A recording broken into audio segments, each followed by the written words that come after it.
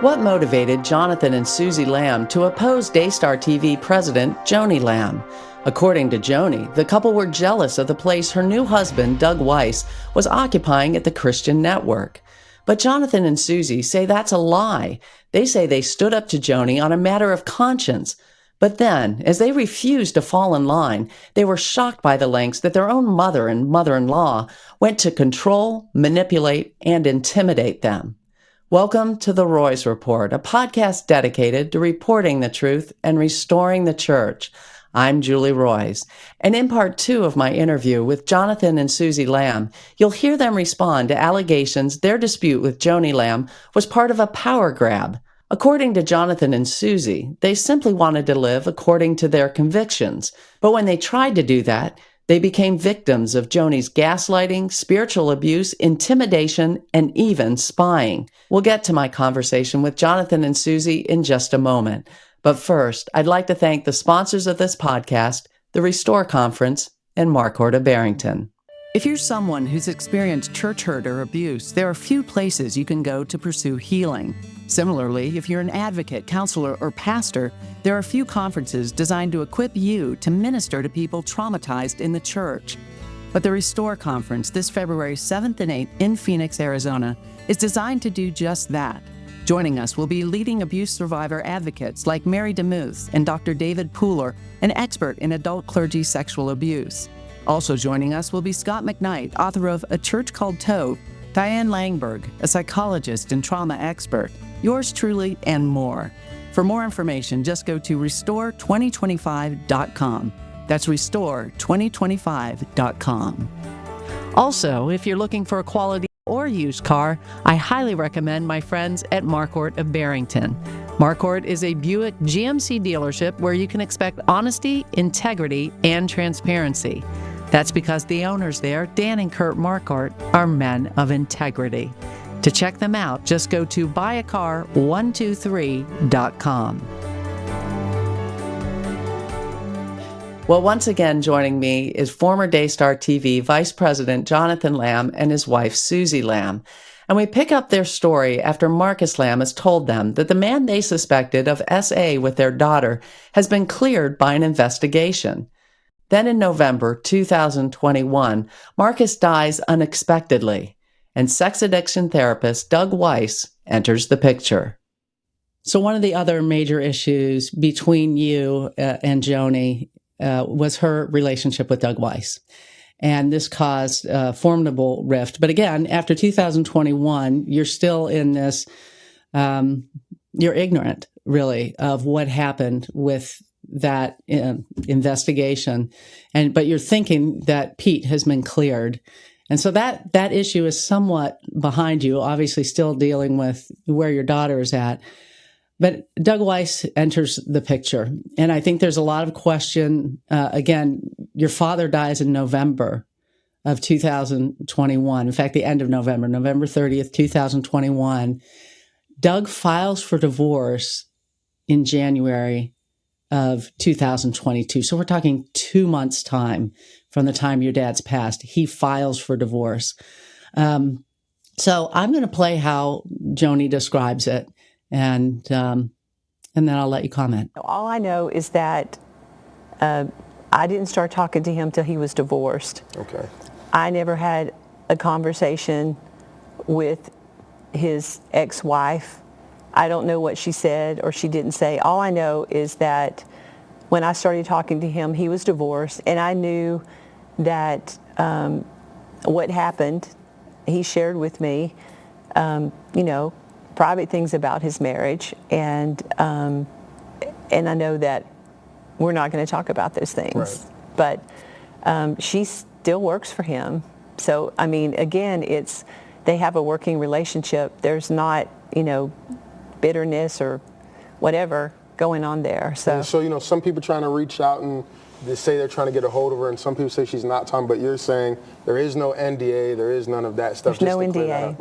There was no NDA. So, the whole journey of Joanie describing their dating process, it was a back and forth. It was tumultuous in the whole family. Everyone had different opinions. I always felt like I needed to protect her because everyone else was against her in that sense of, and About Lisa, we didn't really find out the details of Doug's divorce. Everything was very secretive, and we didn't find out the details till way later, closer to, you know, I remember when Doug wanted to take Jonathan for his blessing, and the struggle. Jonathan and I got into an argument in the sense of Jonathan was like, I don't know what to do. Yeah. And I said, just be direct. And he's like, I know, but I love her and I need to be there for my mom. So, you can paint a pretty picture to the outside world, but it was a very hard journey for us, finding the balance of honor and support with also being honest. Yes. So when it comes to Lisa, I did not know what an NDA was. I remember her saying she was given $2 million in an NDA. I remember because I didn't know what it was, and then, I found out. So Joni told you that? Yeah. So they were pretty open about that part. It was not some secret. If they want to deny it now, I don't have any proof, and I don't actually even care whether they gave her an NDA or not. But where it started changing for us is the more we started getting more information. First he said abandonment. She had left him. Then he said other things. But when we, like I said, Joni had come over. Like I said on another interview, Joni had come over for a Cowboys game, football game, and she said that Lisa had been begging all day, Doug all day, to get back together. At this point, I was honestly, truly just even fatigued from managing all the relationships and make sure this family member respects Doug, make sure they all support him, and I was just done. And that day when she said that the wife was begging, I said this is going completely against my faith at this point. God hates divorce, but I understand divorces happen. And if he has his reasons with God to do it, that's between him and God. But when I'm hearing that a woman is begging and then somebody else is saying that makes me want him more, that's where I check out. But I always repeated that as grown people, a grown woman, they have their free will. We did not impose. We weren't controlling. We did not say you have to do this or that. We just said, please honor our boundary. We don't want... On TV, for me, going on Daystar and speaking on TV, you are going to the world and giving the gospel, and you tell the truth. So I cannot contaminate that with calling something blessed and saying Doug is a fun guy that was written on the card, which I don't believe is the reality or the truth. So that's the only thing I asked for. Yeah, and we'll get into that, but I would like to play a little bit of her description of how the family initially responded. Well, I have to say at first that they were all for us getting married. They were the most excited about it. In fact, Doug took Jonathan out to breakfast in December of 2021 to get his blessing to propose, because he proposed New Year's, and then we would get married in June. And Jonathan called me and said, Mom, I asked him all the right questions, and I gave my blessing. At that point, Suzy was excited. She even bought a ring that had the initial D on it because his name is Doug. And so fast forward to around March of 23, and I might have got that mixed up. So 2022 is when he took Jonathan, December of 2022. So fast forward to 2023, around March or April, the Lord began to deal with me about him co-hosting with me, with his many years of experience as a counselor, dealing with different subjects that really need to be addressed in the body of Christ. And he doesn't have a position of leadership here at Daystar. He's not on the board at Daystar. But I wanted him to co-host with me. It was the Marcus and Joni, right? Yes, so it was a team, husband and wife team. And so when I let Suzy know that he would be co-hosting with me, that's when the turn started. Okay. So then, unbeknownst to me, there was a lot of underlying stuff that was going on right before the wedding that I had no idea about. People getting involved, saying things, and Suzy and Jonathan all of a sudden decided we're not for this. If I marry, I'm out of the will of God, or that I'm committing adultery. So it just did a 180. But what was the difference? The difference was they found out that Doug was going to co-host with me. it wouldn't have changed their role at all. They would have still been at the top of the show. They would still host from time to time. They were doing a show called The Green Room. They would have still done that. So this is interesting to me. From one perspective, just that the story seems to be shifting a little bit. Initially, when Joni came out with a statement, she said, this is all a smear campaign that Jonathan has launched because he wants to be president. Now it seems to be shifting more into this complaining about Doug, or that Doug was taking a bigger role than you wanted.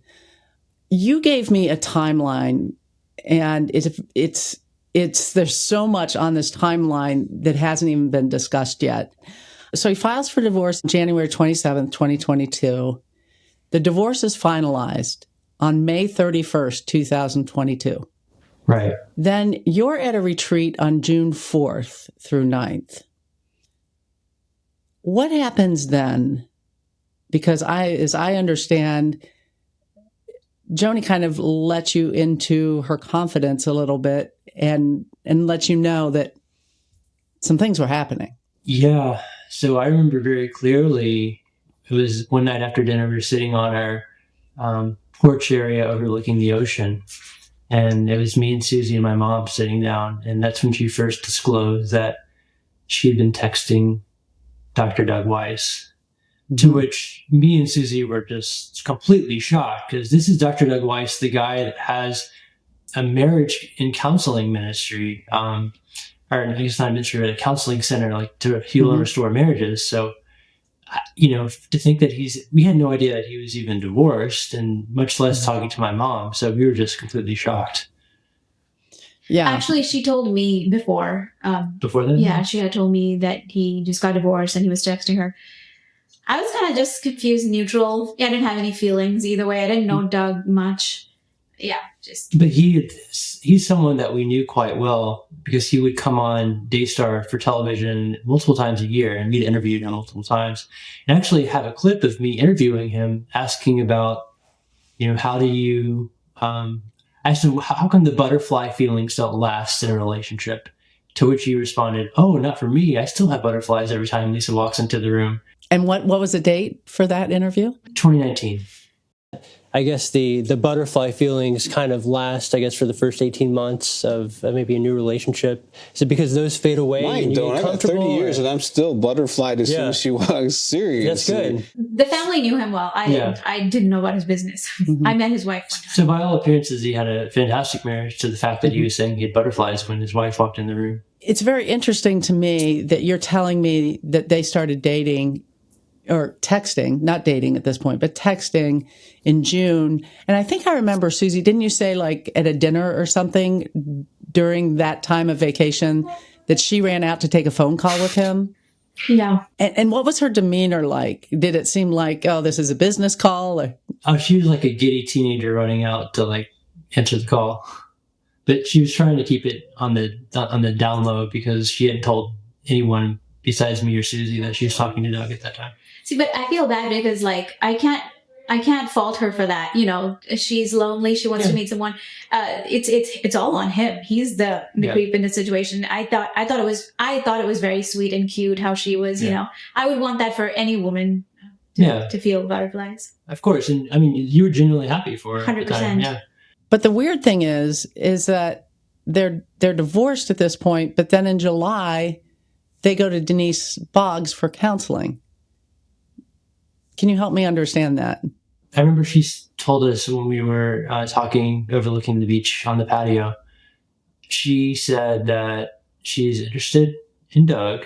However, she wants to do the honorable thing and make sure that he and Lisa can go through counseling, just to make sure there's not like a last-ditch effort to, I guess, reconcile their marriage. And so my mother arranged that Doug and Lisa had separate stints to go to Living Waters Ministry to counsel with Denise Boggs. Yeah, and I think her intentions were true at that point. Again, I think Doug was the one doing double thing, because he was telling Denise one thing, telling Joni another. Yeah. So in the midst of this, so the counseling, that's in early July 31st, Doug's show begins on Daystar. And I guess I even had a question there, like how long does it usually take to get a show on? I mean, if it's premiering on July 31st, it's the ramp up for that is quite a bit before, right? Yeah, well, it's different for everyone. So if there's an opening, they can go ahead and slot it in pretty quickly. But typically, we don't add new shows on until the beginning of the calendar year. It's not usual that we will do it in the middle of the year. So, and that was interesting that my mother has stated, I guess, in her book that that's how they actually started talking. Is Doug called my mother to let her know that he is going through a divorce, or that he had just gotten a divorce, and he wanted to make sure that it would still be okay for him to have his show on Daystar with that situation. But you're telling me it's the month before. I'm pretty sure they would have started texting well before that even, but again, I can't say for sure. Now, this just recently came out, and we kind of put this together recently, but in October, there's a first payment of $37,000 for this resort where they're going to be honeymooning. And again, right, we'll get to that because there's a whole scandal with that because she uses her company credit card for that. But they supposedly didn't start dating till August after he gets a show. And then by October, they're putting down a down payment for their honeymoon. Doug doesn't supposedly propose to her until 2 months later, December 31st of that same year. So this is extremely weird, but there's other weird things on here too that you told me about. February 8th is when Doug announces his divorce from Lisa Weiss. Okay, remember, she got divorced, and I've got the documentation. Lisa and Doug divorced on May 31st. He's announcing it on February 8th, 2023. I'm guessing the people that are going to him as a marriage counselor, do they even know this whole time that he's divorced? They don't, and that's what I had a big problem with, is that there was that deception. So for well over a year, he counseled patients at his counseling center under the guise that he had a great marriage. And so that's deceptive. I mean, if you're going through a divorce, I think you should disclose that to your patients. And so, yeah, it was over a year. And then, as I understand it, just a few days later, on February 10th, 2023, Joanie announces her engagement. So he's announcing on February 8th that he just got divorced. She's announcing 2 days later that she's engaged. And that's what's so crazy is I think that's the only reason he did it then is because he realized Joanie's about to announce her engagement, but he hasn't even disclosed to any of his employees that he's even divorced. So it's almost like he was forced to do it. He waited to the last possible moment before he did. And something happened then too, where one of the Daystar employees put something out on like social media, right? Hey, Joanie's engaged, and that kind of caused a little bit of a brouhaha. Exactly, because he had just notified his staff 2 days before, and then 2 days after that, they find out that she's engaged.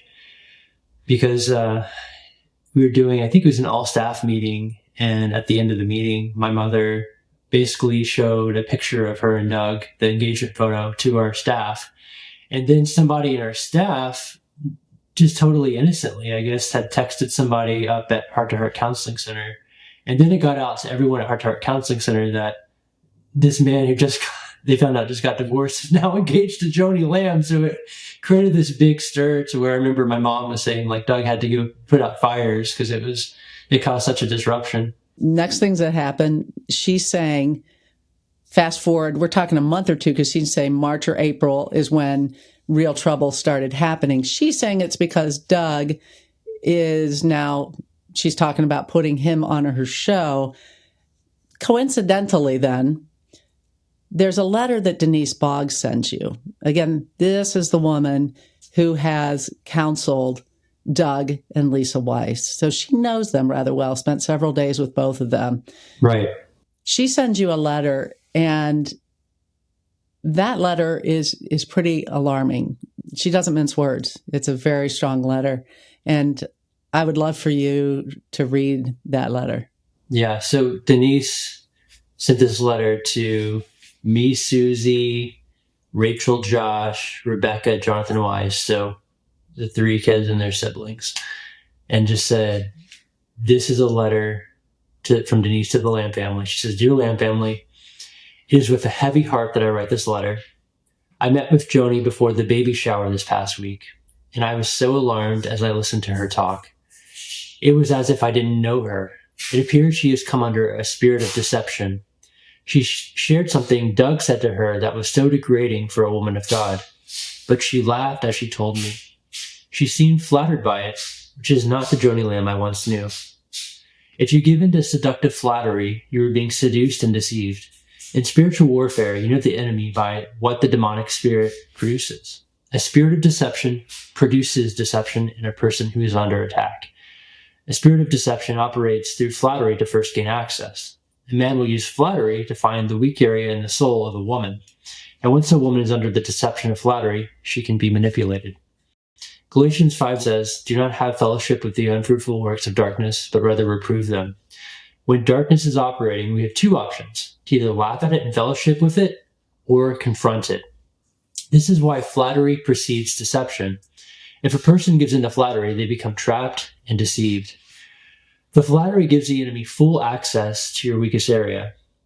I voiced my concerns to Joni about Doug at the very beginning when they started dating, but she refused to hear me and defended him.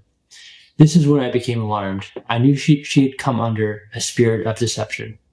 The things I warned her about were the things that she once voiced strong convictions about. When a person is under a spirit of deception, they begin to change right before your eyes, and it's as if you don't know them anymore. They say things that they would have never said before. This is why I want to voice my concerns for Daystar. This is an attack against Daystar. Marcus and Joni set such a high standard for Daystar over the years that the viewers will not be fooled. They will be able to see the deception. As viewers begin to see the change in Joni, they will know that something is off and viewing will drop drastically. They've been under the anointing of Marcus Lamb for many years, so they won't be deceived, but they will know something is wrong, and they will discern the difference in the new leadership. The Daystar family has been under the leadership of Marcus Lamb, who stood for truth and righteousness. The Lord has shown me what the enemy is using Doug to do. If Joni falls for it and hands over leadership to Doug, the Daystar viewing audience will see through his deception. He is a wolf in sheep's clothing. He is of no caliber for such a high platform. He's being used by the enemy to take Daystar down. Joni didn't endorse divorce until she came under this deception, and using the Daystar platform, the enemy has successfully mocked the marriage covenant using one of the strongest Christian TV networks in the nation. My perspective of Doug came after spending several days with him. I voiced to her that the issues in the first marriage needed to be confronted before going into this marriage. Your mom agreed that they would hear me out at first, but once Jimmy Evans fully approved of Doug, she told me that they would not be interested in talking to me. After spending 3 days with Doug, I am fully aware of the deep-rooted issues that caused Doug's first marriage to fail. The alarming thing is, what took the first marriage down is casually being embraced. When I met with your mom on the Friday before the shower, she rehearsed all the people's names again who were endorsing the marriage to Doug. Since I know the root issues, I see the warning signs that others don't see. Jimmy Evans knows Doug according to what Doug wants him to know. So therefore, Jimmy Evans is endorsing this marriage without having the full knowledge of what really happened to the first marriage. How can you know he's safe for Joni if you don't know the root issues behind what really happened? Joni's well-being, her health, her integrity, and the family legacy, and the millions of people who trust Daystar are all at risk. We need to pray for Jimmy Evans that he will realize what the stakes are and that how they're so high for the kingdom of God. I will be praying for each of you to have discernment and to not push the minimize button when you get a check. You have been disciplined for years by Marcus, and I'm praying for the sake of Daystar that you will put all past hurts aside and come together as one. That's the only way you will be able to get your mom to see the truth.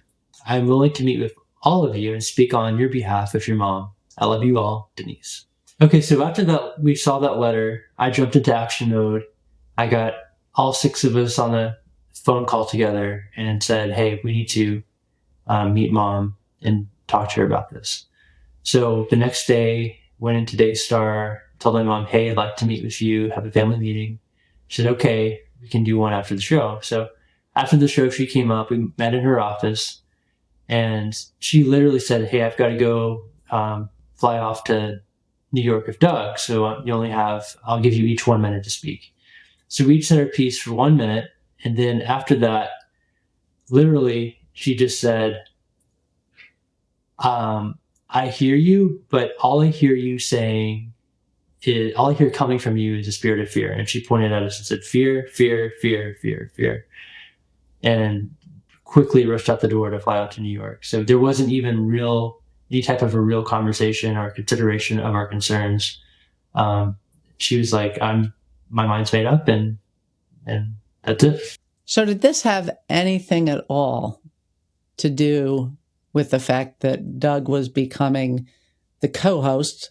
Now, obviously you had issues with Doug, period. Yeah. But him becoming the co-host, were you concerned about that? And if you were, was it because you were being supplanted, or was it because this is a man that you've been warned about as far as his character? No, this purely had to do with having the fear of God and protecting Daystar's integrity. When we got that letter from Denise, knowing that she had counseled with Doug, with Lisa, and with my mother, and knew all the details that she did, and she clearly saw the spirit of deception that was on my mother, I knew that the best thing to do would be to sound the alarm and let her know, hey, Mom, this is not why. I really ask that you reconsider this relationship. And we just really just shared our hearts as to why this would not be the best move. And that was it. We weren't talking about position or anything like that at that time. That must have been incredibly difficult. I mean, to have a loved one and to get that kind of warning. So to have her heading into a marriage with someone that you had that many reservations about. But she did go ahead and get married June 10th, 2023. I know there were concerns about who's going to be in the wedding and who's not going to be in the wedding. You guys ended up going, even though you really were concerned about it. Yeah. Our pastor told us to go, so we went, and we were uncomfortable. I just felt like this is a big mistake, but we always wanted to show her support. Never challenged her authority, never did any of the things that she's accused us of. Yeah. And even, we're talking about this now only because she's painting a false picture. Right. Otherwise, we weren't wanting to go air her dirty laundry about her marriage. She can do what she wants, and she has to face the consequences for it. But when you say that, when she tells the world that we changed and flipped, that's the only reason we're addressing it. Exactly. Yeah. We don't want to keep on going through this for no reason. It's just that she's deceiving people to say that everything switched in our relationship towards Doug and liking Doug only because we found out that he was going to be installed as a co-host. That's totally false. So then they go on a honeymoon, and the honeymoon has become quite an issue too. Yeah. There's some things she said in this last interview, though, that for me were like, oh, wow, she just said that. So I'm very curious. So I'm going to play it, and then we'll talk about it. The honeymoon, that was the other thing. At Daystar, we use credit cards, and there are points that are used. And the executives at Daystar are allowed to use those points. Jonathan, in fact, used those points when we went on vacation to for our family retreat. Mm-hmm. He knew we used those points. So the same thing that they're saying you did, he was doing as well. Yeah, I mean, he was fine with using for the family those points. So when the honeymoon came up, they allowed me to use the points, and but there weren't enough points to cover the whole honeymoon, so there was a cash amount. Well, then I reimbursed, and Doug, we reimbursed Daystar that amount, okay? And I do that every quarter. Any personal expenses I reimburse. And I mean, I'll just say this, I give to Daystar, and over the last couple of years, I've given personally several $100,000 to Daystar because I believe in it, and I want to help Israel and all the things that we do. So that is the honeymoon. People say, well, you took a nice honeymoon. Well, I did take a nice honeymoon, and because Marcus had been successful with real estate, and we had our own wealth that we had accumulated from just his good business acumen. And when he died, he took good care of me as well. So yes, I'm not going to... Outside of Daystar, when you say business acumen. Outside of Daystar. Yes, ma'am. And so everyone knew Marcus's business acumen and how brilliant he was.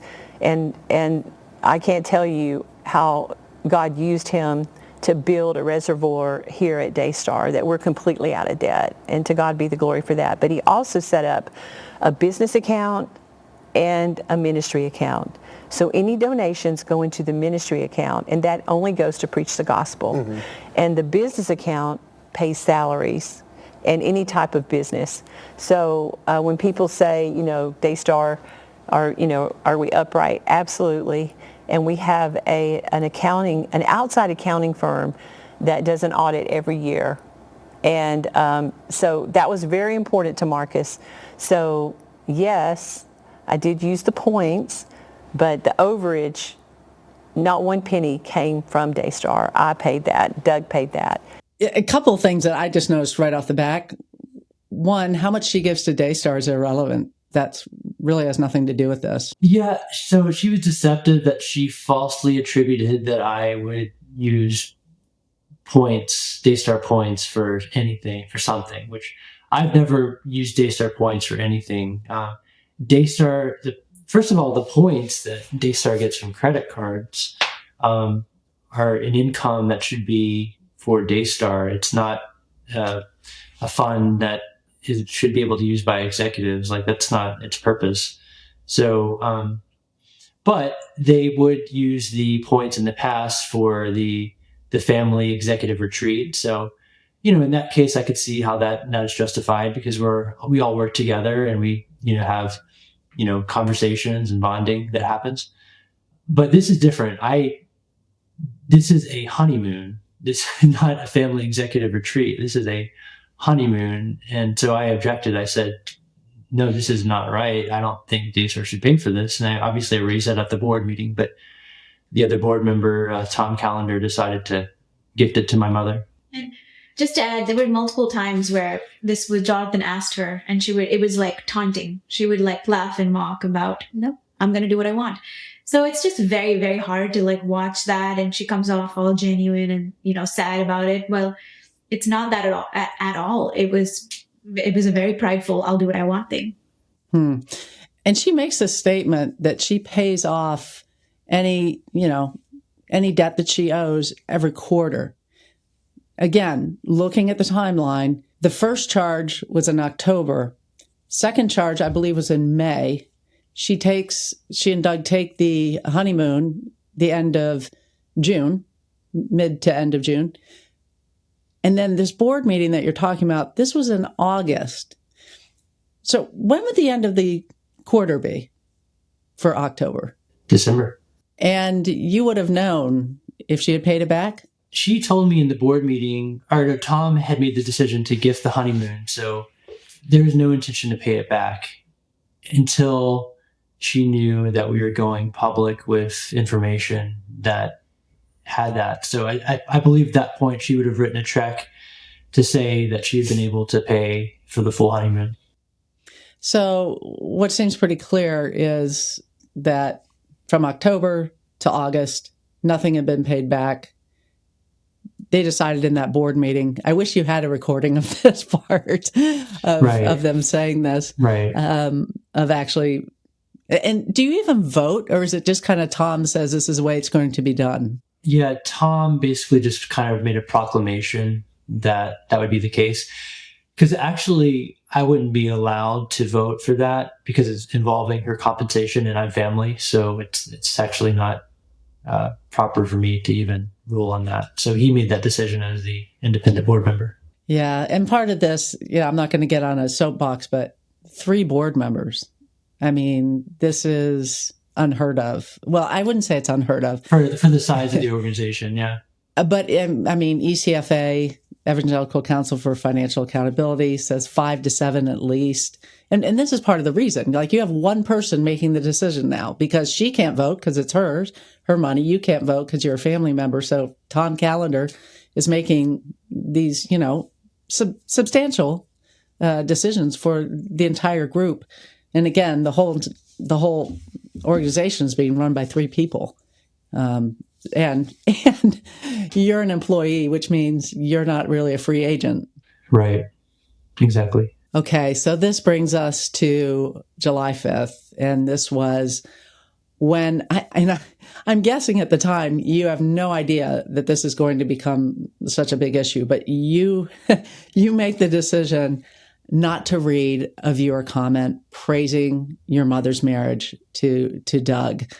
But this does become a very, huge issue between you. And it leads to this now infamous meeting with Jimmy Evans. And folks, if you haven't heard this meeting, this is one of those meetings you have to go back and listen to. I mean, it's the worst case of spiritual abuse I have ever heard. I maybe have heard others described, but to actually hear it like you're in the room, unbelievable. A total of over 100 times you are told to submit. It is just over and over. That was a really rough day. Yeah. I can't even imagine what that was like in that room. And Suzy, you're fired on the spot. Yeah, honestly, you know what? This might sound, I don't know. It was a relief. I don't know why they even took that long to beat me in, because there was a constant barrage of threats for the months building up. And I was just tired at this point. I was just beaten down. That's why at that meeting, the audio, I sound, very kind of drab and dry. It's because I was so tired. I just wanted God to take me to a safe place. I was really tired. Well, there's some things that she says in this meeting that really are, in many ways, indefensible, but she does try to defend it. Yeah. And this is what she told Marcus about it. You don't want private family conversations going public like that, but what do you want to say about that? Well, we had had already several meetings with them, trying to talk to them, trying to, to reconcile any differences. And they wanted to argue at that point, from a theological standpoint, which, neither one of them have a Bible degree or have been seasoned in ministry or have preached a message, So it's like we're sitting there trying to reason with them and talk to them. So by the time we got to this particular meeting, it was after the comment. And we'd already been through a lot with them. And so we're sitting there. It's supposed to be a private meeting, but Jonathan is secretly recording it, and we don't know it. And we wouldn't find that out till later. So Is that illegal to secretly record people? It's actually not illegal. Okay. But I'm just saying, you wouldn't think that someone would do something deceptive like that. Right.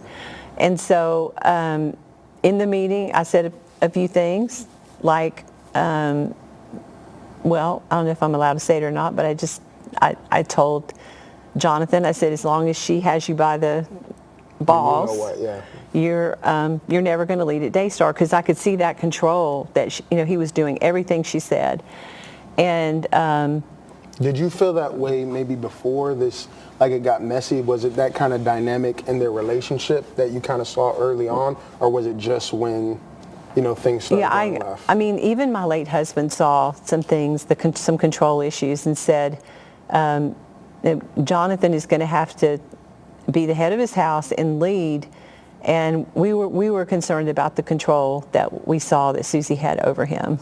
Okay, that's interesting. So anything else about that leak audio that you want to mention? People had a lot of different opinions. I was just going to say the voice of God. I need to address that.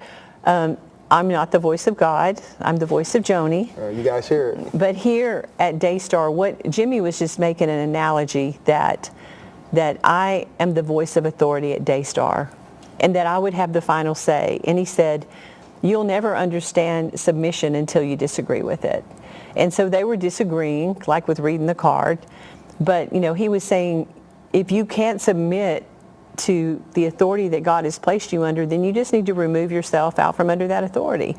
I mean, you think about any Fortune 500 company, an employee telling the president, I'm sorry, I'm not going to do what you say, they get fired, right? Okay. So that's all he was trying to say, is that at Daystar, I was the voice of authority. And so again, that got played. And so obviously, I mean, if you guys knew you were being recorded, he probably would have been more careful about how he said that. I think that is fair. that, you know, obviously you're the president, you're the voice of authority, just like the pastor would be, but you're not walking around, I'm the voice of God. And right. Well, and what would happen later with that recording is that, you know, we couldn't come to resolution, so they weren't on the show. She wasn't working. We kept paying her for months and months and months. My son was still here working in that capacity, but we're still trying to work things out.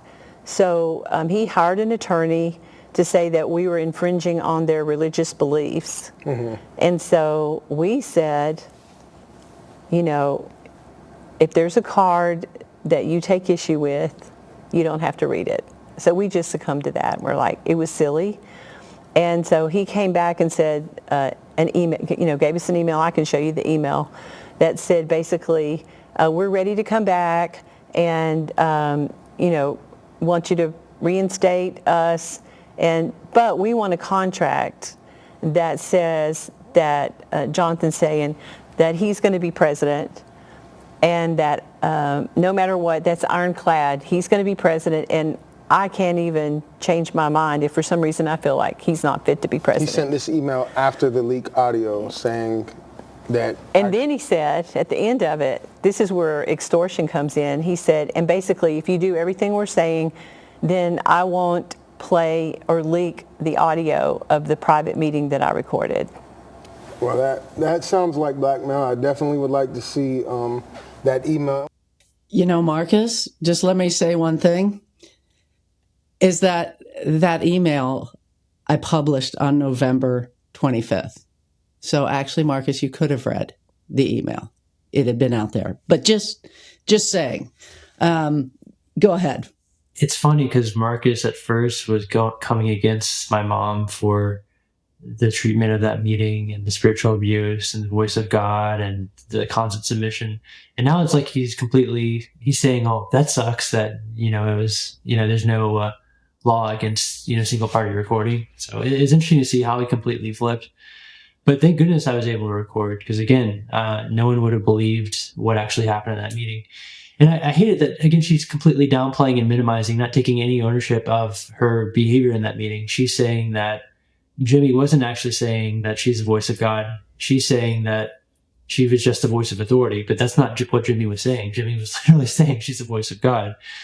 So that obviously has such a high, like, value of, like, I mean, the way it affects you, knowing that you don't want to disobey, you know, God, your God's voice, like that obviously is just such a strong impact. So then obviously they kept on saying that Suzy is very controlling of me, saying that she has me by the you-know-whats. Like, again, it's just trying to paint this narrative, which is, again, that Suzy is the one that's in control. Again, that's the farthest thing from the truth. Suzy has a very strong personality. She is very strong of her convictions, and that's what you saw in that meeting. She was even stronger than me when it comes to standing for her convictions. She was willing to walk away right away, whereas I was kind of wrestling with, like, oh man, is this really, like, I need to pray about it, you know, as I asked to have 24 hours to pray about it. But she has a boldness, and that's a beautiful thing. It has nothing to do with her control over me. And sometimes there are decisions that are made in a board meeting where I would go and talk with her and we'd discuss it together, and I might come back out with a slightly different opinion on how I view things. And they would say that, oh, she just completely twisted things. And, was it me or was it you in your prayer time? It's us together processing and being able to figure out, like, what the right thing is to move forward. And so that, again, when you're in that board meeting and you're in that position where you have three very domineering personalities, 2 or 3, depending on how you are in the meeting, trying to force you into a certain route, sometimes they can beat you into submission, and you kind of need to get away to process and be able to reconfigure. And so they would say I would go back home and completely change my mind, and it was because of Suzy. But no, it's because I was in that controlling environment. But then she also said that Marcus also had these concerns, and that is that's not true at all. Opposite. No, my dad never said one thing about Suzy being controlling. But not just that. Like, the family knows. They know my personality, and they always had a problem with me laughing too much. Suzy's always been the fun-loving, like, just carefree person. Again, all these issues only started after my mom got married to Doug. So, like, Doug is the common denominator for all of this. Well, I'll just say this.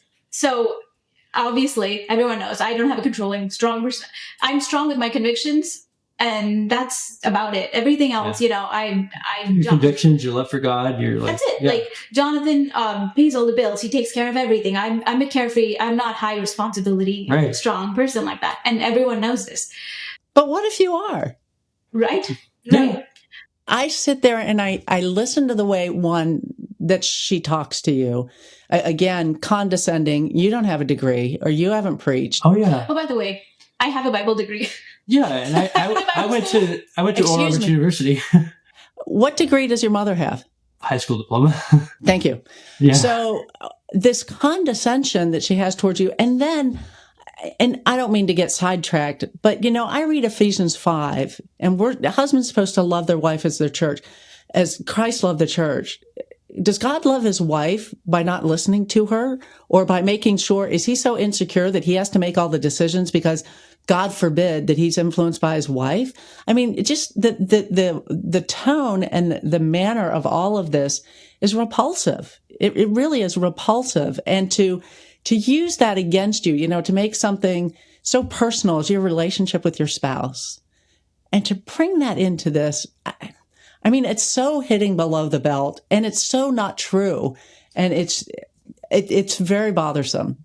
Well, see, that's what we lived with, the divide and conquer, always keep us separate. No, tell me secrets, don't tell Jonathan. And I'm at fault for always complying. And so it's funny that the thing she's using as me as controlling is the exact weakness she used in me, that I was not that at all. That's why that part hurts a lot more. Yeah. And then to say that Marcus, well, where's Marcus, was always so loving and kind. And then again, the way she would control Jonathan is it always emasculate him. You know, you're weaker, and try to make him into some insecure thing, but he didn't. And I'm thankful for that. He was always secure. Yeah.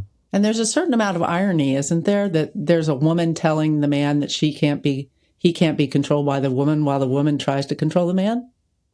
I know. It's like she's projecting what she's doing to me onto Suzy. Well, also one more thing. Now, you know, as of today, Marcus Rogers did a horrible hit piece video calling me horrible things, Potiphar's wife, and saying I have a bad spirit.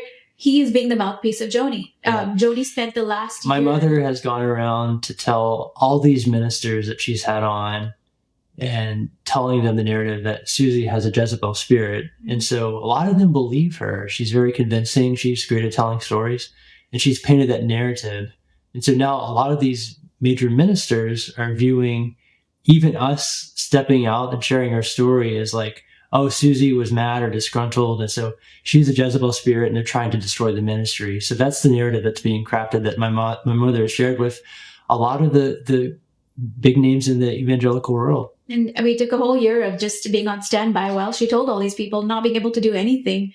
I'm thankful to have a voice now, but you know, it's like God has to be my defender. And so Marcus Rogers, he has talked to a lot of these pastors, a lot that my mother has spoken to, and they're all saying that Suzy has the spirit that's driving her. And he's saying that I, as a man, need to, you know, man up and, you know, take control of the situation and, you know, my wife. And it's like, it's just crazy. Like, he's totally believing the narrative that my mom has painted. And now he sees us as the ones that are, basically, he said, we need to repent because of what we're doing, which is just crazy. Well, I'll just say for myself, when I hear somebody call anybody Jezebel, I check out. I do. I mean, you know, it's become just a pejorative word, a disparagement that we use, and it's being thrown around, and we think we can, you know, project these spirits of this, that, and the other thing, and it's just wrong. It's just wrong. We're labeling people that God hasn't labeled, and some people should, you know, when they do these things, should have just some sort of sense of humility and fear of God. Because this is someone that God said, if you call a fool, you're in danger of hell. And we're going around labeling them as Jezebels. I mean, it's horrible. And you know what's interesting too, and I don't want to get on the misogyny thing, but it's funny that there's really, nobody goes around really talking about the Ahab spirit. I mean, they do a little bit, but the amount of times, I'd love to just do a study on the amount of times Jezebel is used, but not Ahab. Apparently women have more of a problem with spirits than, I mean, it's so out of control and it's so bad. I want to make sure that we go to the whole bribery thing, because this has to be addressed. The email, again, and I did address this in an article, but I feel like people miss this. They don't read carefully. When you wrote this letter on October 3rd asking for several things, and we'll show the letter, but you were responding to 13 requirements that your mother had given you. And those requirements are, there were, out of the 13, there were 2 specifically. Number 11 was, must agree to destroy all recordings of meetings with Jimmy Evans and Joni, and any recording of Joni talking privately with Joni and Suzy over refusal to read on air. Number 12, must agree to destroy all Suzy recordings of private comments Joni shared with Suzy about sex and marriage involving Doug, which to me made me wonder, what did she tell you? But you don't have to tell me. I mean, it's crazy because she said a lot, but I was never recording anything. Yeah. And I just wanted to point out, her and Marcus are sitting there saying that, these are private family meetings. No, these were official Daystar meetings. Right. They're not private. We never recorded any private family Exactly. meetings. And which in my email response, I specified that there were no private recordings involving my mother. This was only our official meetings at Daystar. Yeah, and you do. There's just 2 paragraphs from this I'd like to read from your October 3rd email. And I will just preface this by, this paragraph was left out when Joni actually made a statement, and she made this charge again of blackmail or extortion. I forget exactly how she put it, but she left this paragraph out. She left out, too, that you were responding to 13 points. This is your letter, October 3rd. Suzy would never share and does not possess recordings of private conversations with Joni. Suzy is owed a letter fully reinstating her to all of her previous roles at Daystar. During the meeting with Joni and Jimmy Evans, Joni purported to fire Suzy and promptly removed her from all appearances at Daystar. This was petty, harmful, and a disappointing action. This is the statement that was in the Daystar statement on November 25th, just this paragraph that came next. We remain willing to put this episode behind us. However, we also require security, transparency, and certainty about our futures at Daystar. To achieve this goal, we would suggest that Joni, Daystar, and ourselves enter into a new contract that clearly spells out my future role as president of Daystar. Restrict the ability of Joni or any other officer or director from taking actions adverse to our employment without good cause, to be clearly defined, and without prior approval of a majority of the board of directors. In exchange for the agreement contemplated above, we will agree not to use, disseminate, or otherwise publish any and all audio recordings that could be harmful or embarrassing to Daystar, Joni, or our family. 2 things. Number 1, where did this all begin? Because remember how she was telling Marcus that we hired a lawyer? Jonathan one day went to work, normal, innocent day, and he was ambushed in a meeting with Tom Callender, Arnold, the board, and their lawyer, John Lynch. In that ambush meeting, they extorted him. They said, you're doing extortion. They used that word because Jonathan recorded that. You have the recording. And when he came home, he was so rattled. And we were sitting there like, all we had ever asked for was to follow our biblical convictions. How does that word extortion work? We had to get some. They pulled a lawyer in. So they can use lawyers, but we can't. Thank God, Gene, we met this lawyer who stepped up and told us exactly what to do. So when we explained our situation, he said, okay, so because you didn't read that card, Suzy is no longer doing the green room. I had been fired. And which, by the way, she throws in that they paid me for months. Why did they pay me for months? I didn't ask for it. I was fired. I don't control that. So she keeps pinning that on me, but we did nothing. What do you want me to do? Block. I don't know what to do. Anyway, so Gene, the lawyer we started talking to, brilliant man, he told us, okay, so if her taking away the green room and her TV appearances is a direct punishment for not reading that card, now if they're saying that they're going to let you not praise her marriage, now if they're saying that, the only way to move forward in a peaceful, good, God-honoring way is to remove the punishment that was put in place. So I should be given a letter of apology for, taking me away from the green room and taking us off TV. And she had threatened Marcus had already written a letter before that Jonathan would be Joni's successor after Joni. So the two things that she threatened and took away, they said you should just reinstate. So that's why this legal people helped us write this letter. Yeah, exactly. So our attorney was the one that wrote it, and he obviously, would not write something that would be considered blackmail or extortion. Again, this was written as an assurance of peace. We, again, as far as my mother in the conversation with Marcus Rogers said that it was an ironclad agreement that I could, I was president regardless of whatever happens, but that's not what the letter said. The letter said that I could not be terminated without just cause and without a majority vote of the board of directors. So if I just went wayward or lost the ability to lead or something happened, the board of directors could vote me out from having that role. But as long as I stayed in line, this ensured my father's wishes would be followed, which, again, the only reason we asked for that is because Suzy was terminated and I was almost terminated for not reading a card approving her marriage. So we could get fired on a whim. We wanted to make sure that could not happen. And this then becomes a bone of contention for the board meeting in November 16th, 2023. We have published that board meeting in 2 parts. And I've had so many people reach out, just shocked. Again, just shocked. Like, this is just unbelievable to me, the way Jonathan has been treated at this organization. And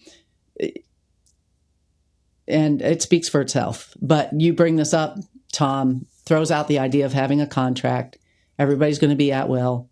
And then he says very clearly, sign the NDA or else. You chose not to sign it. A few days after this is when you find out pretty shocking news from Denise Boggs. And why did she call you? I know you had been trying to reach out to her for a while to hear what actually did happen back there in 2021. What prompted her to call you then? Oh, well, she had been calling us randomly to check on us because she knew all the evil. But she had, I'm not sure if she has disconnected from Debbie at that point. I don't know that side of the story.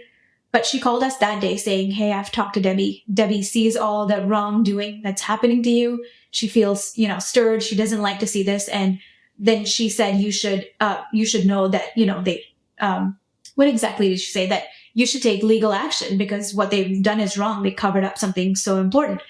Now, Jonathan and I, again, we've never dealt with lawyers and we have no history of that. So we're kind of reeling in from the shock. And then we did what it takes to go to a psychologist and stuff. But it was basically all the injustice that had been happening that Denise relayed to Debbie that I think caused Debbie to, look to really feel like, she needs to speak up. And so I shared that recording of that conversation with you where that was the first time that we found out that Pete had not been cleared. And that was just sent shockwaves into us. And the reason we have that recording is because we're not people that record stuff or anything, never done anything like that. But Jonathan had just done it in that board meeting. Yeah. Because even though he did not want to, he did it with hands shaking. He would come home and he was given counsel by pastors saying, you have to do this. This is much bigger than just your story. Right. And we still believe that this is God bringing accountability. And if people misunderstand us right now, it's okay. So in the habit of doing that, that's why he grabbed out his phone and, we had that call. And I'm thankful again. Well, and I think you have a very difficult situation. And some have even brought this up in that board meeting where you're asked, are you recording? And she sees something on your phone and you're not recording on your phone, but you were recording. And you said you weren't recording. I know, just knowing you and what I know of you, that had to be a hard moment for you. Yeah, so I knew in that board meeting, if I had said I was recording, that I wouldn't have the recording, I wouldn't have the audio. Mm-hmm. So I just made the quick decision to say I wasn't. And, obviously it's not easy because I'm just not someone that is ever dishonest about anything. So, but it's a power play. They take your power away. You have you're put in this corner. Yeah, absolutely. And again, this recording would have never seen the light of day if things were handled appropriately. I didn't go off to expose anybody. I mean, here we are. It's well over a year after that meeting was recorded. So obviously there's much prayer and fasting and seeking counsel before we even got to this point. So here we are. Rahab lied. Yeah, exactly. Some people say that, like, you think about somebody you're doing the Holocaust that's holding, a Jew, and the Right. Nazis come to the door. Obviously they're gonna lie and say they don't have any money in their house. Obviously, this is not that level. This is nothing like that, but Yeah. that's if you want to get into philosophical discussion about. But I mean, there are situations when you have two virtues that are competing, and you have to choose the greater virtue, and that's always an extraordinarily difficult job to do. I mean, and no matter what you choose, you're going to wrestle with it, and you're going to agonize over it, and that's why, somebody asked me recently, and what I said is, I would respect the decision that somebody makes in that situation, and I would not put myself in a place of being able to decide that for them. That's a very difficult decision, and you made the decision you felt in your conscience to do, and I can say from my vantage point, there's a great good that was achieved by exposing this.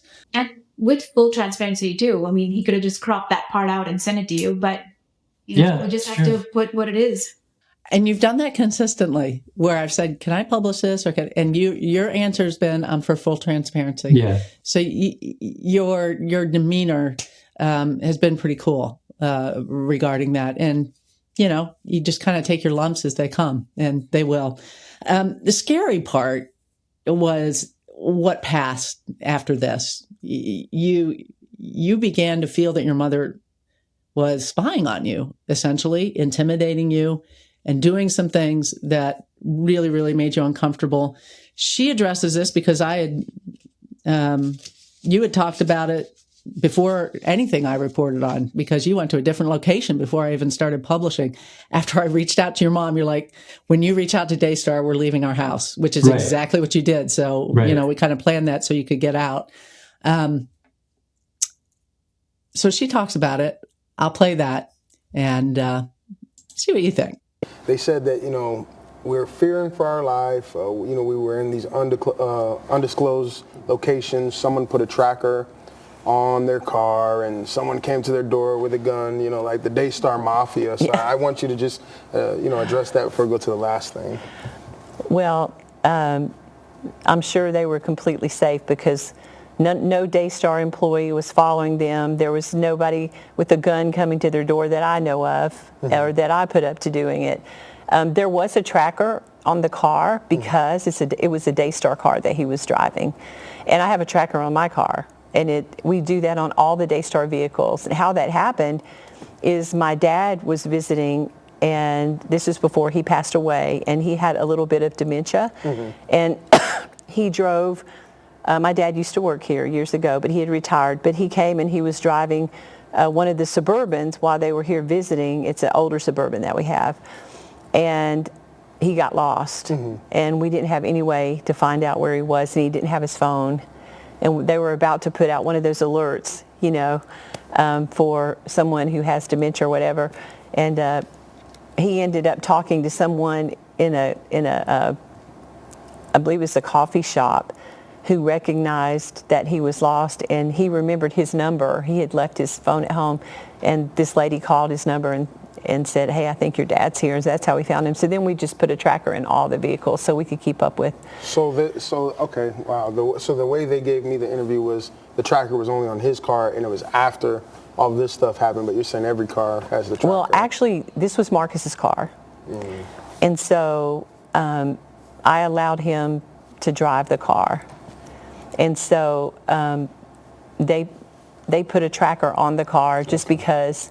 All of the vehicles had trackers, and for whatever reason, we wanted to make sure that every vehicle had one on it. Yeah, so again, lots of deception. It's kind of funny now. I mean, the fact that she's saying that all the vehicles had them, including hers, again, I have the expense report that shows the trackers were purchased just, a few weeks before Shannon placed it in my vehicle. And she says that it was Marcus's car. Yeah, it was the car that my dad drove, but my mother gave this car to be my car. It was owned by the company, so it was a company car, but it was my car, my vehicle, my stuff's inside of it. Remember she said, one day Israel will drive this. This is your legacy. Yeah, absolutely. She was like, this is really special, But so at what company do you not notify the vice president that you're putting a tracker in their car? That's my question. And why did they deny it when you asked? Why did they say no? Yeah, and they initially denied it. It wasn't until I actually took it to the dealership and they pulled it out that they have to come up with that story that, oh, well, we actually had it in the car put in shortly after your father's death, and all the Daystar vehicles have trackers. And the same night we find the tracker, the cops are over here at our house checking the car because our friends told us to call because it was so shady. They were denying it. Then the same night, Shannon Kelly, the same security guy who put the tracker, calls and says, death threats for Suzy. I've been on TV 12 years, never death threats or bodily harm. And the cops were like, man, this is really dark. And they left their patrol car here.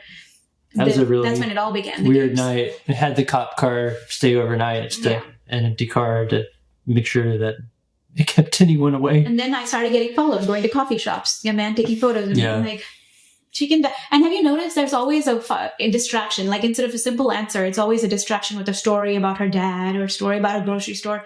Nothing is just straightforward. She should be a politician, quite frankly. Yeah. I mean, she'd be good at it. So he asked her about tracking. She says, no Daystar employee following them. Yeah, I mean, that's true. A private investigator is not a Daystar employee. So not a Daystar employee. So pretty good there. No one came with a gun to their door. That I know of.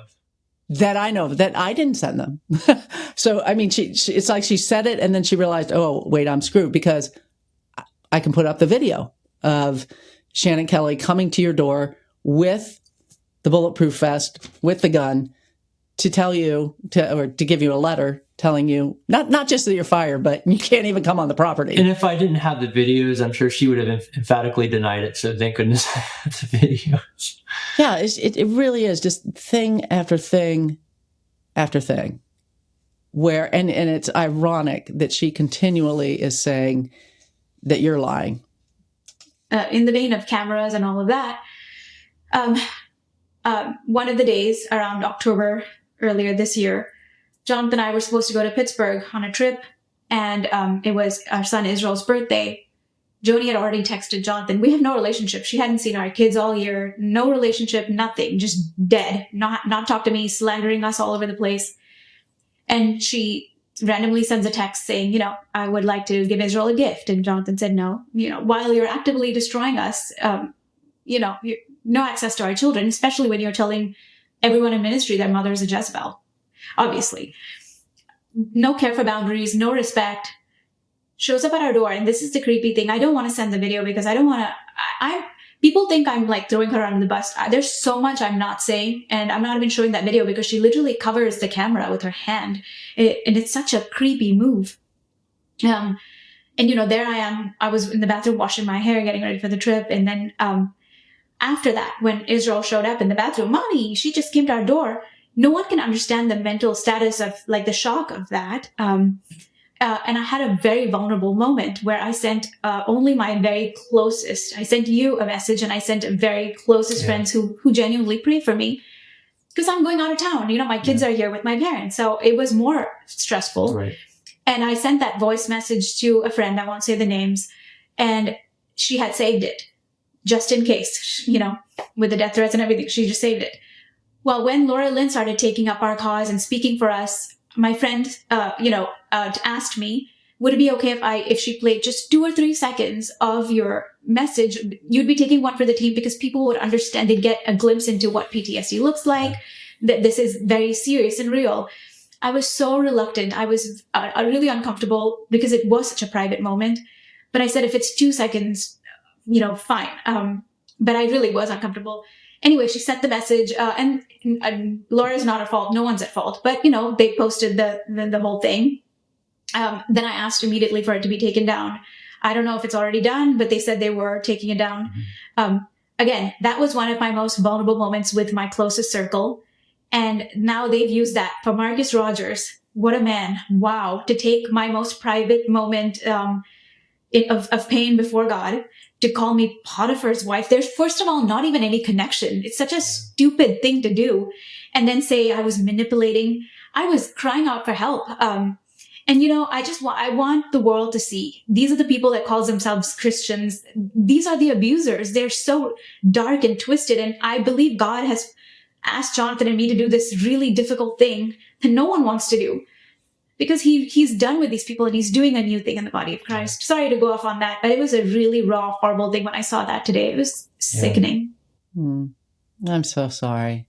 And this is with story after story after story that I report. To me, whistleblowers are my heroes. You guys take more hits. And for what? Like, what great accolades do you get for this? What do you get? You get to lose both of your jobs, right? You get to be on a stage talking about some of the most painful parts of your life, to be under a microscope and to have everybody examining and giving their judgments of what they think. But I will say this, I think the two of you have done a remarkable job of just telling the truth and just being vulnerable and being open. And we've been able to, I mean, again, I've checked out your story. I've checked out what Joni said. You know, I do a lot of fact checking. Your story has stood up. Your story hasn't changed. And I believe you. Obviously, I believe you, or I wouldn't be doing this. You guys believed in me. I'm humbled by that. I will play. I just have to say, I've had so many people apologize to me about the insults I've taken from Joni. And one thing you just have to understand is that when you're an investigative reporter, the more someone insults you, the more you're getting under their skin. Yeah. We really don't mind. Yeah. So I find it somewhat humorous. But by the time I went to pull, I didn't pull this clip. And then I realized, oh, yes, this is kind of, I do want to talk to you about why, because there is a cool story about how you ended up contacting me, which does kind of seem like a God thing. Not that I want to over spiritualize, but anyway, somebody put together a montage because when I went to pull this, Marcus had taken down his video. So this is some from both the sort of coffee clatch thing she did and then from Marcus as well. This is the narrative that was written by some low-level blogger, because that's the only bottom feeder they could get. Those are just misconceptions, again, by the low-level blogger. Mm-hmm. Wow. Sorry, Julie. Sorry. No, it's okay. But why is it? I know that I am not the only one you could have gone to. You could have gone to a lot of other people, and you had a lot of other contacts, a lot of bigger platforms than me.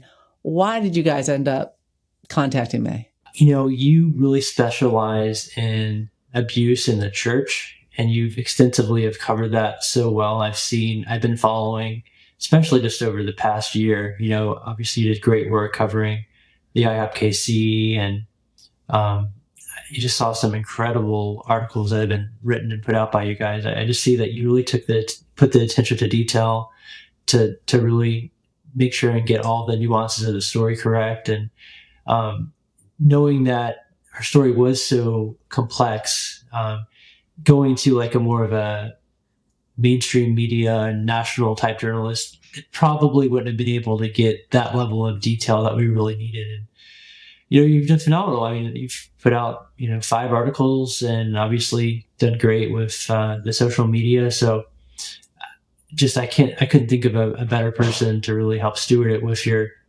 emphasis on, with spiritual abuse and focus on restoring the church. And that's what really our heart is. Like, we want this to be something that can allow people to learn like what happened and be a teaching moment for all that are in the body of Christ, to really know that this is something that's not acceptable, and to set better policies and procedures in place to keep this from happening, to where you're not having someone to have to go do this type of abuse or cover up. Yeah. And then I would also add, so when, earlier this year, by January, February, Jonathan's going into work, even though he's demoted and humiliated, not allowed in the family green room, treated badly, but he said, no, I really feel like God still wants me to go in there. Meanwhile, it's torture for me every day. Because they ambush him with meetings. They did leave him alone more, like in the office or the first few months this year, but it was still torment for me. Meanwhile, I had been on my face praying, God, what do you want us to do? Are they going to repent? Because so much wrong had been done to us. And what she said, she regrets nothing from the Jimmy Evans meeting. That's them. They're like, no, we did nothing wrong. Humble yourself, submit, get beaten down, and come back. And I had decided at this point, I'm going to stay a housewife. I'll, take care of my children. God will lead Jonathan to do what he wants him to do. So I'm enjoying when I say enjoying, I'm submitted and I'm enjoying being a mom. Of course, there's a lot of pain going on. God sends certain people into our lives, good friends who start to speak into our lives and say, you know what, just you have to share your story. There's so much here. I feel like this story is much bigger than you. If you're willing to do something very hard and give up everything in your life and have people judge you and hurt you, if you're willing to do that and if God is leading you to, then I want you to consider sharing your story. Mm-hmm. So we start praying. I did talk to some friends who have journalist friends, didn't feel at peace.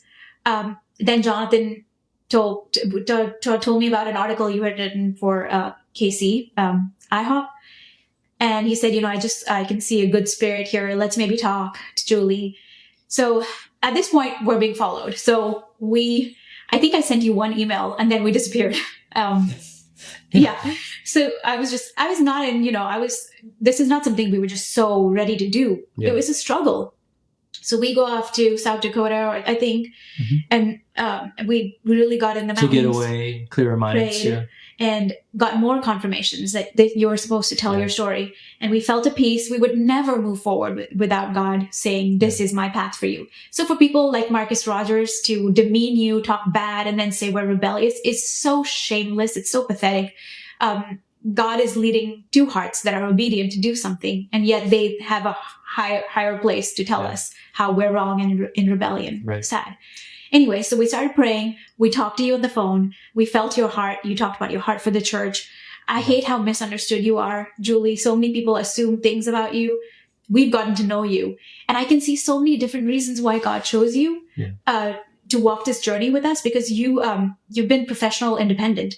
But the times when we really needed you, like when I found out Marcus Rogers had turned his back on us a few days ago and was going to Joni, I called you because I really was so clueless in this journey, thinking if I tell the truth, no matter, I know, Joni and what they do is slander and malign you.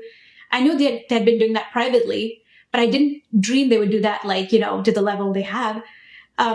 So I remember being so terrified, and we called you and I said, he's walking into the lion's den. He has no idea what he's doing. He's going to flip completely. And you walked us so gently through the process, saying that this is how it usually is. It's a war. There's back and forth, and you have to keep your head up high. And you really spoke life over me, and I could sleep well that night.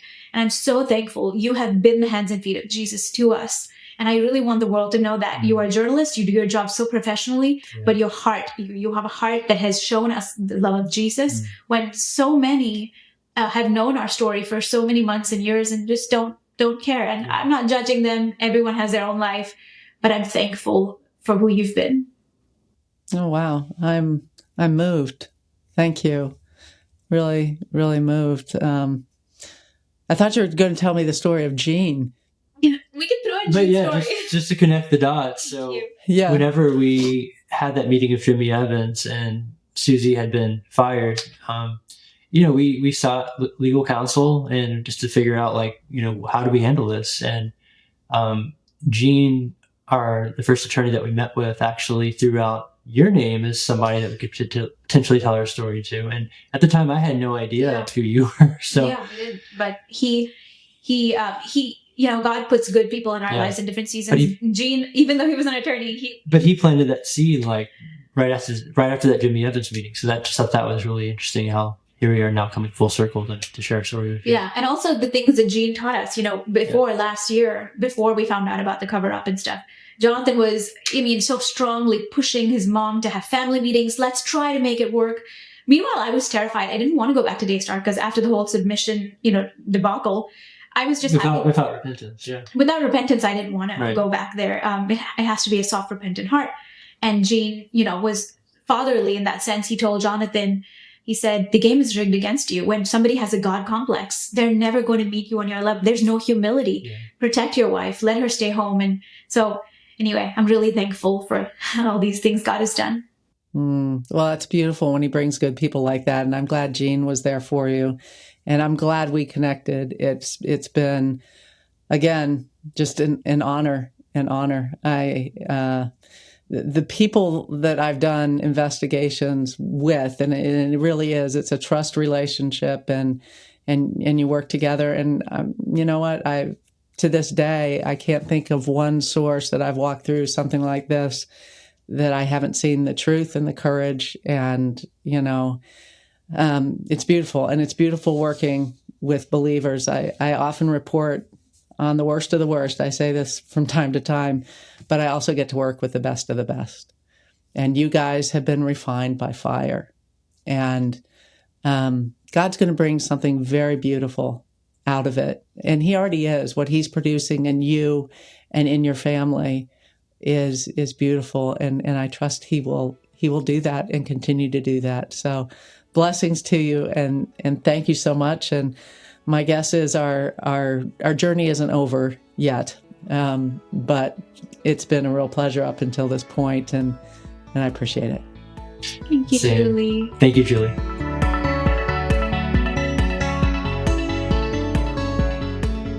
Thanks so much for listening to The Roys Report, a podcast dedicated to reporting the truth and restoring the church. I'm Julie Roys. And just a reminder that this month, if you give $75 or more to The Roys Report, we'll send you 2 fantastic resources. Invisible Jesus, a book examining how the deconstruction movement is actually a prophetic voice calling out a distorted gospel. And also Need to Know, empowering female leadership and why it's essential for the future of the church. And in addition to getting those 2 great resources, you'll be furthering our mission here at The Roys Report.